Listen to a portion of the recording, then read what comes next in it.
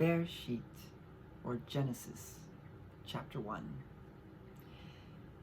The thing about language is that words have more than one meaning, depending upon their usage in a sentence or phrase. Also, there is this thing called what goes unsaid. People from a culture or family or nation with similar background or cultural experience have a set of unspoken rules, beliefs, or customs that no one in the group will dare to question or refute. If they do, they become outcast of that group. This is also called tradition. Traditions are brainwashing or programming that is passed down from generation to generation. Parents instill their value system, traditions, programming into their children, starting from infancy. Satan, which is a title, not a name, and it means evil, has infiltrated every public school system across the world. Hollywood has taken the programming ball and run with it. First producing movies that promote the satanic programming that God doesn't exist or is dead, and even more importantly, that Satan doesn't exist. Additionally, films about superheroes are box office gold, and movies that highlight an individual or group of heroes who save the day is one aspect or another, are also hero movies, just not superheroes, supernatural heroes, deities, gods, man as God. Satanism has occulted everything in our lives today. But this discussion is about the day and how Satan has occulted the very meaning of words, controlling, manipulating what goes unsaid. Genesis chapter 1. Genesis in the Hebrew is Bere'Shiyth, means beginning, first, best, chief, choice part. Verse 1. In the beginning, Elohim created the heavens and the earth was without form and void, and darkness was upon the face of the deep. And the Ruach Elohim moved upon the face of the waters. And Elohim said, let there be light, and there was light. And Elohim saw the light, that it was good. And Elohim divided the light from the darkness. And Elohim called the light day, and the darkness he called night. And the evening and the morning were the first day. Some call the day when the sun rises and until it sunsets. Some say that the day is from sunset to sunset. Some say it is a 24-hour period of time, midnight to midnight. However, no sun or moon has been created as of yet. The day Yahweh is talking about here is not what we call a day, and has nothing to do with the sun being risen or set. What if I told you that a day, as spoken of in the first chapter of the book of Genesis, is not any of those definitions? Consider that the day, with a capital D, indicates deity, the creation of Yahusha. Gospel of John, first chapter. In the beginning was the Word, and the Word was with Elohim, and Elohim was the Word. That same was in the beginning with Elohim. All things were made by him, and without him was not anything made that was made. In him was life, and the life was the light of men. And the light shines in darkness, and the darkness comprehended it not.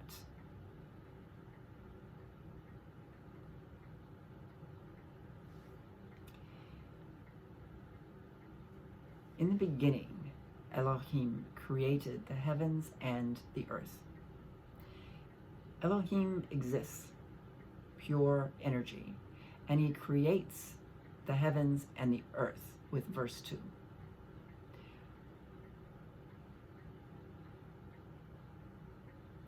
With verse 2, Moses begins to explain how Elohim created the heavens and the earth.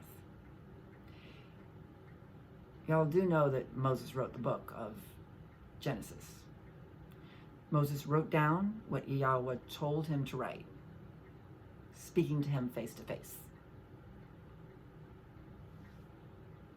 He had the help of Joshua also to write this down. Verse 2, and the earth was without form and void, and darkness was upon the face of the deep, and the Ruach Elohim moved upon the face of the waters. Okay, now we understand that Elohim is a spirit, Ruach, pure energy without form, and the waters is what Elohim created first. And the water, earth, was without form and void, a mass of energy with no form to it. And Elohim moved upon the face of the waters, the deep. And darkness was upon the face of the deep waters. So Elohim was darkness first. Verse 3, and Elohim said, let there be light, and there was light. And Elohim saw the light, that it was good. And Elohim divided the light from the darkness. And Elohim called the light day, and the darkness he called night. And the evening and the morning were the first day. Now we're back to the Gospel of John, chapter 1, verses 1 through 5. In the beginning was the Word. The Word was with Elohim, and Elohim was the Word. Genesis 1:3. And Elohim said, Elohim spoke the words, and the Word created the light. And Elohim said, let there be light, and there was light. So who's the father of all creation? Yahusha, HaMashiach, Jesus Christ in English.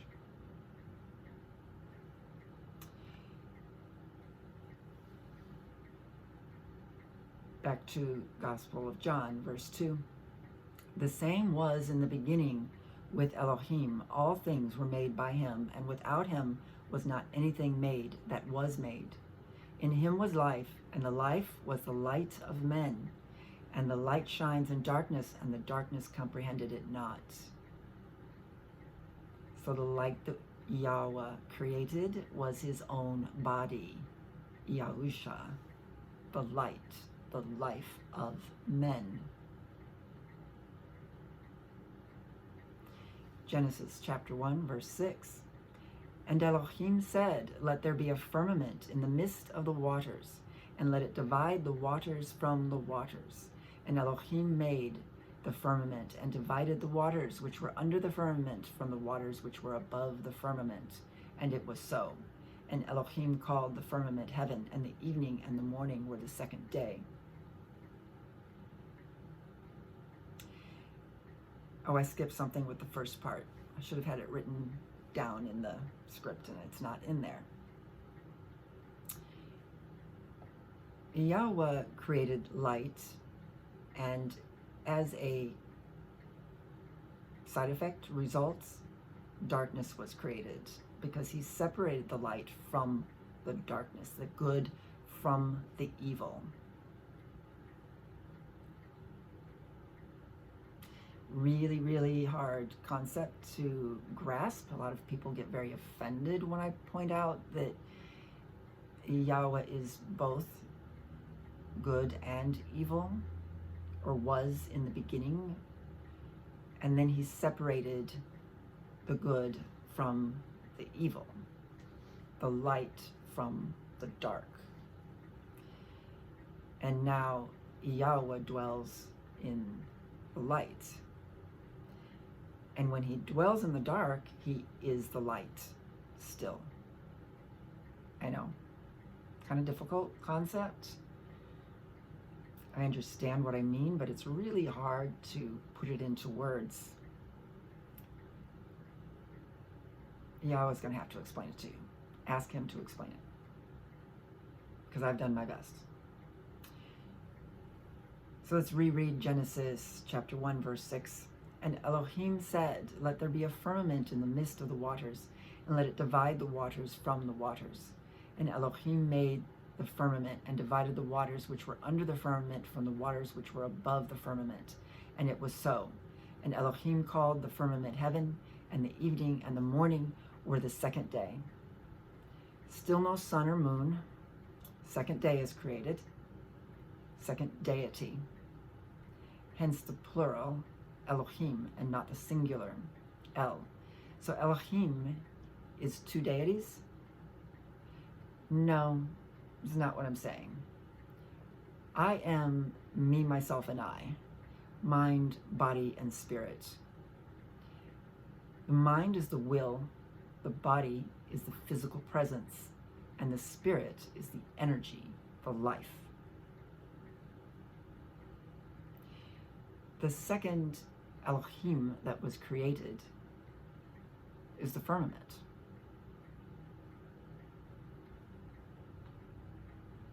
That's the second deity, created on the second day.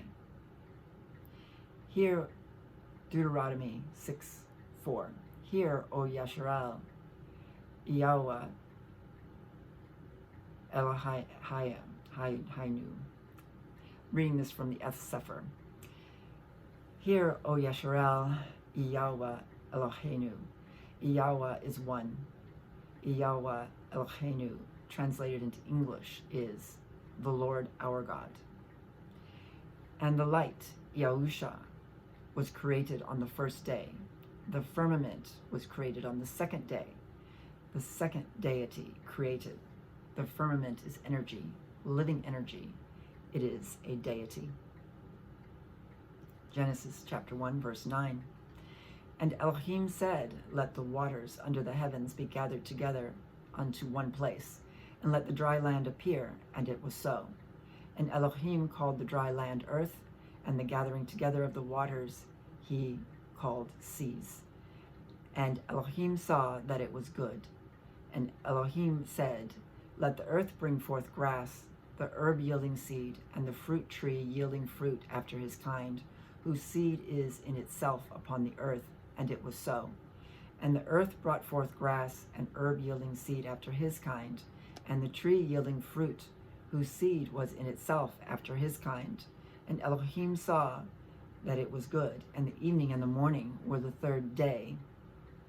The third deity created earth, dry land, with bodies of water, grass, edible plants, fruit trees, all are living deities, counted as one kind of deity, all considered earth, Mother Earth, nature. Genesis chapter 1, verse 14. And Elohim said, let there be lights in the firmament of the heavens, to divide the day from the night, and let them be for signs and for appointed feasts, and for days and years, and let them be for the lights in the firmament of the heavens, to give light upon the earth. And it was so. And Elohim made the two great lights, the greater light to rule the day, and the lesser light to rule the night. He made the stars also. And Elohim set them in the firmament of the heavens to give light upon the earth, and to rule over the day and over the night, and to divide the light from the darkness. And Elohim saw that it was good, and the evening and the morning were the fourth day. Fourth deities, the fourth kind of deities, were the lights, the sun, the moon, the stars, all living energy deities, light deities. They are nothing more than lights in the sky.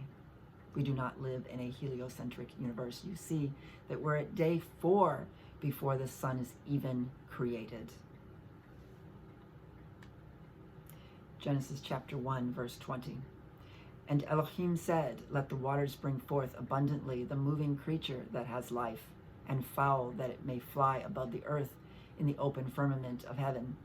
And Elohim created great sea monsters, and every living creature that moves, which the waters brought forth abundantly after their kind, and every winged fowl after his kind. And Elohim saw that it was good, and Elohim blessed them, saying, be fruitful and multiply, and fill the waters in the seas, and let fowl multiply in the earth. And the evening and the morning were the 5th day.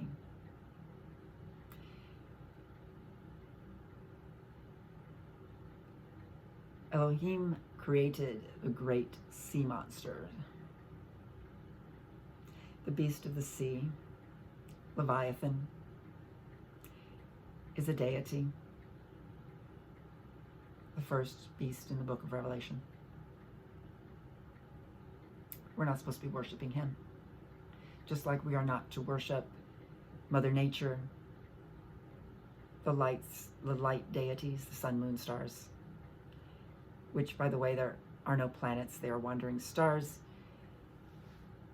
So if you're worshiping or believing that there are 9 planets in the solar system, or did they cut that down to 8?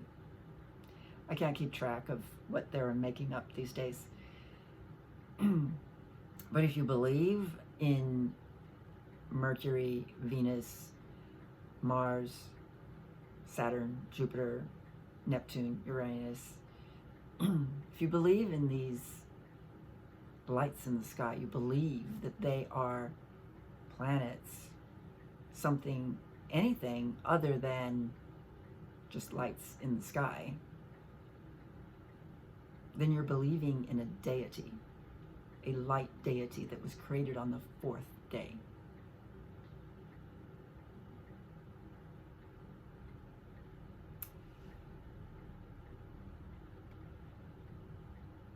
Read Job chapters 38 through 42. I was going to read them here, but I'm trying to keep the videos as short as possible. It's difficult because everything has to do with everything else. We can't just look at one droplet of water and understand the depth of the ocean. Genesis chapter 1, verse 24. And Elohim said, let the earth bring forth the living creature after his kind, cattle and creeping thing, and beast of the earth after his kind. And it was so. And Elohim made the beast of the earth after his kind, cattle after their kind, and everything that creeps upon the earth after his kind. And Elohim saw that it was good. Elohim made the beast of the earth, Behemoth, the second beast of the book of Revelation, a deity. We're also not to worship the second beast or the first beast or any animals, no animal spirit guides. Really, you're going to worship animals. Okay. Genesis chapter 1, verse 26. And Elohim said, let us make man in our image, after our likeness, and let them have dominion over the fish of the sea, and over the fowl of the air, and over the cattle, and over all the earth, and over every creeping thing that creeps upon the earth. So Elohim created man in his own image. In the image of Elohim created he him. Male and female created he them. And Elohim blessed them, and Elohim said unto them, be fruitful and multiply, and replenish the earth, and subdue it, and have dominion over the fish of the sea, and over the fowl of the air, and over every living thing that moves upon the earth. And Elohim said, Behold, I have given you every herb-bearing seed which is upon the face of the earth, and every tree which is in the which is the fruit of a tree yielding seed. To you it shall be for food, and to every beast of the earth, and to every fowl of the air, and to everything that creeps upon the earth, wherein there is life, I have given every green herb for food. And it was so. And Elohim saw that everything he had made, and behold, it was very good. And the evening and the morning were the sixth day. Mankind is a deity, living energy. We were created to care for all of Yahweh's creation. And what did we do? Kill, destroy, rob, cheat, steal, spill blood, pollute, contaminate.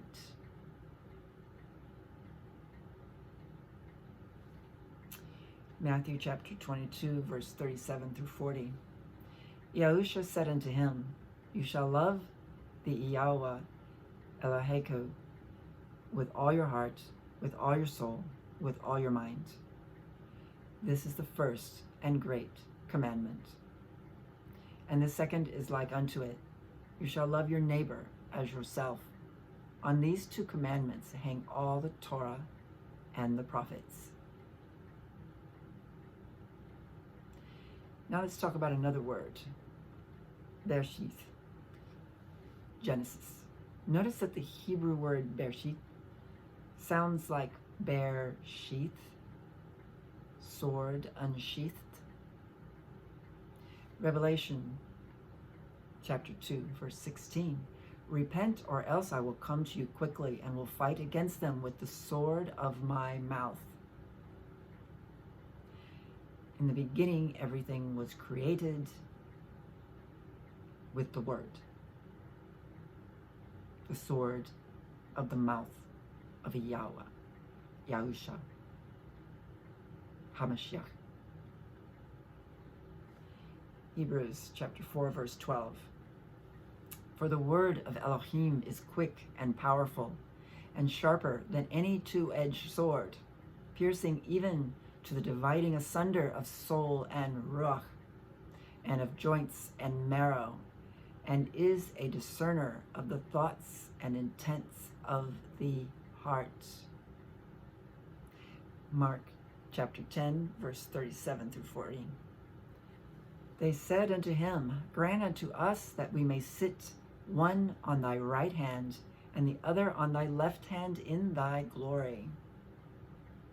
But Yahusha said unto them, Ye know not what ye ask. Can ye drink of the cup that I drink of, and be baptized with the baptism that I am baptized with?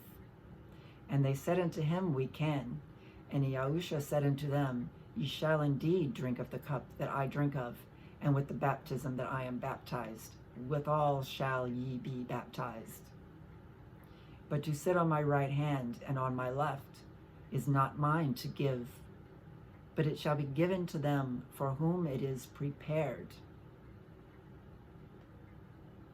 The word of Yahweh is a double-edged sword, a right and left edge, right hand and left hand.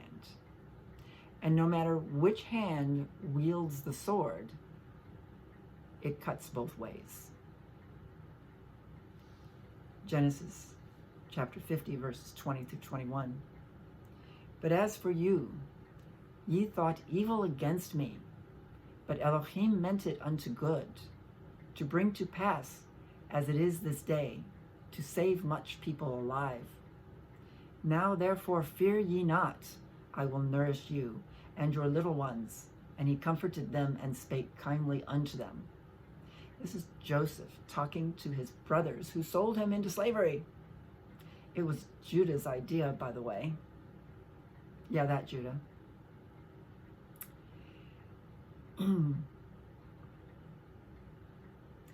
Not everything that we perceive as evil is actually evil.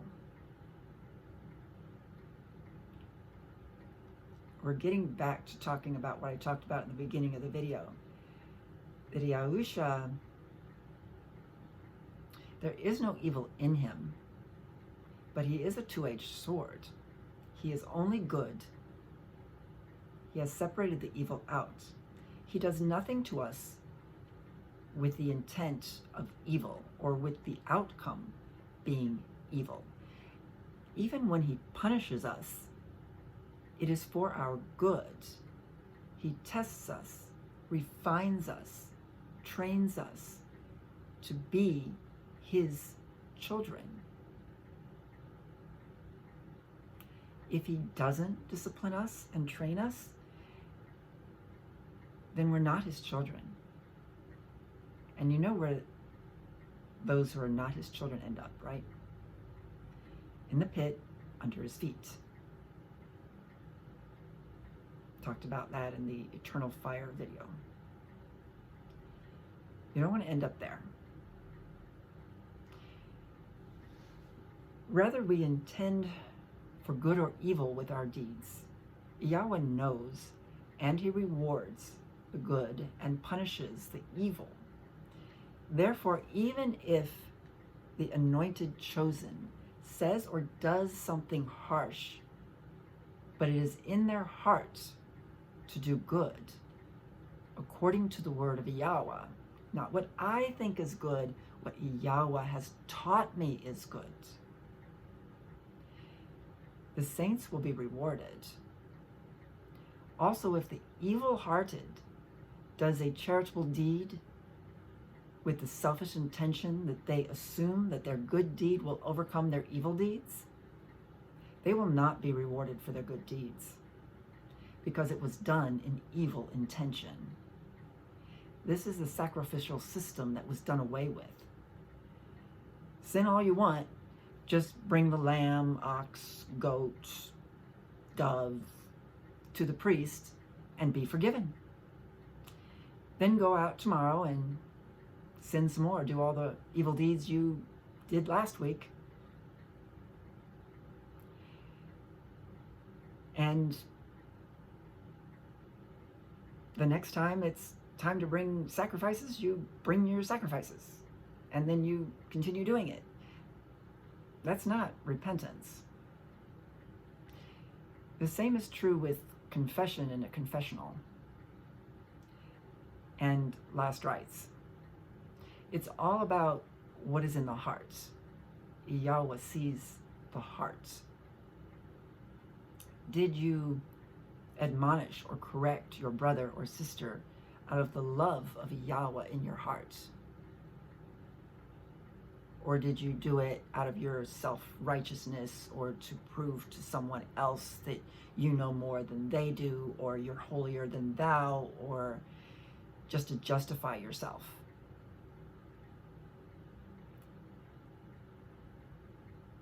It's all about the heart. It's all about the intention. It's all about what is in your heart. And Yahweh knows. Only Yahweh knows. That's why we don't judge other people, no matter what they do or how harsh it seems, or that we think they're doing evil.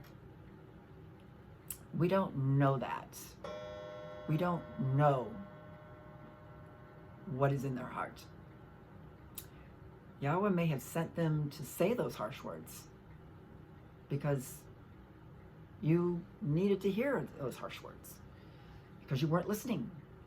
He does it to me all the time because I don't listen very well all the time. Getting better, because fewer people are saying harsh words to me. So I must be getting better that I'm hearing Yahweh's words without having to be smacked in the head with, "You're an idiot." That doesn't mean I'm not an idiot. It just means that Yahweh doesn't see fit to tell me I am, because there's improvement. Improvement is all that he expects. Psalm chapter 51, verse 17. The sacrifices of Elohim are a broken spirit, a broken and contrite heart. O Elohim, thou wilt not despise. That's the sacrifice Elohim wants, Yahweh wants. Psalm 49. Hear this, all ye people, give ear, all ye inhabitants of the world, both low and high, rich and poor together. My mouth shall speak of wisdom, and the meditation of my heart shall be of understanding. I will incline mine ear to a parable. I will open my dark saying upon the harp. Wherefore should I fear in the days of evil, when the iniquity of my heels shall compass me about? The iniquity of my heels, the iniquity of my way, my walk of my way shall compass me about. Ooh. Verse 6. They that trust in their wealth and boast themselves in the multitude of their riches. None of them can by any means redeem his brother, nor give to Elohim a ransom for himself. No matter how much wealth we acquire here on earth, we cannot pay for enough lambs and oxen and sacrifices to atone for our souls or anyone else.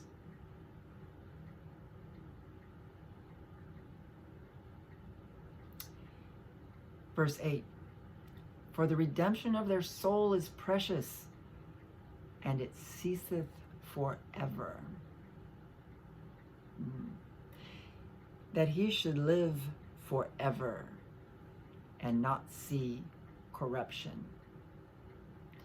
For he seeth that wise men die, likewise the fool, and the brutish person perish, and leave their wealth to others.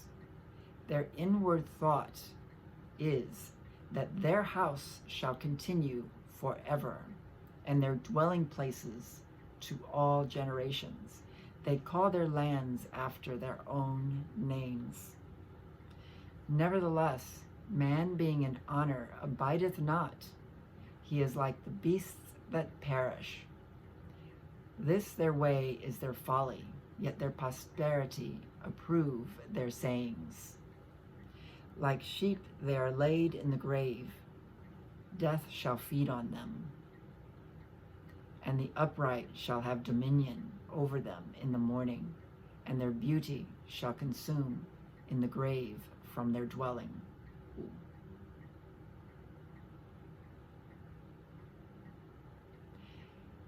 Laid in the grave, death shall feed on them. Where is death in Hades? Going to end up the pit beneath Yahweh's feet. The upright shall have dominion over them.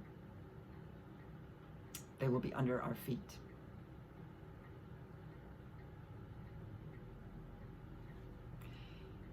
Verse 15.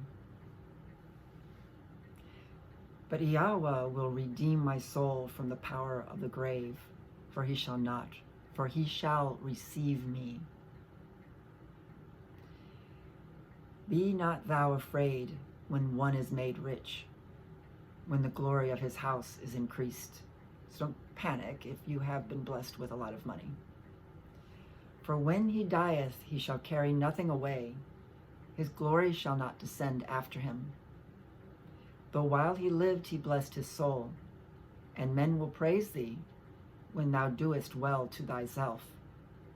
He shall go to the generation of his father. They shall never see light. Man that is in honor and understandeth not is like the beasts that perish. So don't panic if Yahweh has blessed you with money, wealth, financial security. He gives good gifts to his children. The important thing is that you don't worship that wealth, that you don't put your trust in that wealth, that you put your trust in Yahweh, Yahusha HaMashiach only, and view that portfolio that you have that gives you financial security, view that as a gift from Yahweh. Realize that it is the gift from him, and he can take that gift away just as quickly as he gave it to you, actually faster, because Nasara and Jasara, money is now just digital. All it takes is a computer glitch, and every single penny in your portfolio that you're counting on is gone. It was only digital. Trust in Yahweh, so that even if that little nest egg disappears, Yahweh is still going to take care of you. As long as you trust in him and have faith, he will. If you don't have faith, well, then things are not going to be very pretty coming up very soon. I suggest that you trust Yah. That's it for this video, trying to keep them short as possible. Next video, titled Sitting at the Right Hand or Left Hand of Yahweh, will continue and expound upon this video. Shalom.